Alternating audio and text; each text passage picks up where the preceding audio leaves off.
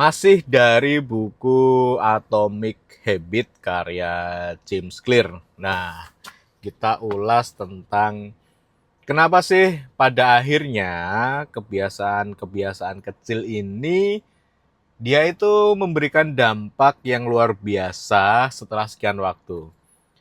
James Clear di buku ini menuliskan bahwasanya kebiasaan itu seperti bunga majemuk, yang dimana kalau kita nabung di bank dapat berbunga, atau misalnya kita minjem di bank itu pun ada bunga, dan misalnya bunganya itu berbunga. Nah, sama persis dengan kebiasaan yang 1% itu, yang kecil-kecil itu, dia seperti bunga majemuk, yang dimana semakin hari kebiasaan kecil ini jika kita teruskan dalam durasi yang panjang, maka dia akan menghasilkan bunga yang pada akhirnya besar.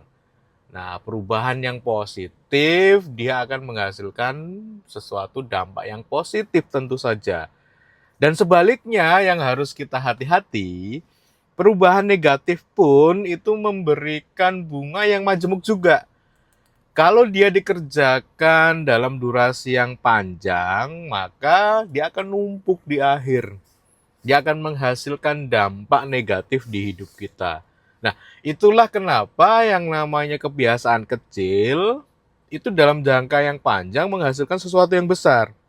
Memang dia ini sifatnya nggak langsung saklek. Dia ini sifatnya tidak langsung kelihatan.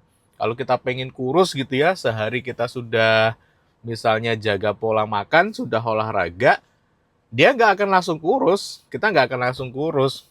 Malah mungkin kita akan kerasa laparnya. Kalau kita olahraga mungkin juga akan kerasa capek dan badan sakit-sakit. Kenapa? Karena memang sebelumnya kita tidak pernah menjaga pola makan, dan sebelumnya kita juga tidak menjaga atau tidak pernah berolahraga. Maka ketika itu dikerjakan sekali, efeknya pasti sakit. Jangankan berat badannya turun, pasti sakit dulu di badan-badan untuk dari olahraganya ya. Dari atur pola makannya pasti lapar dulu. Tapi jika itu dikerjakan terus-menerus dalam durasi yang lama, dia lama-lama akan memberikan hasil. Kalau kita memang niatnya menurunkan berat badan, pasti akan turun. Tapi memang tidak saklek karena memang perubahannya dari yang kecil-kecil itu.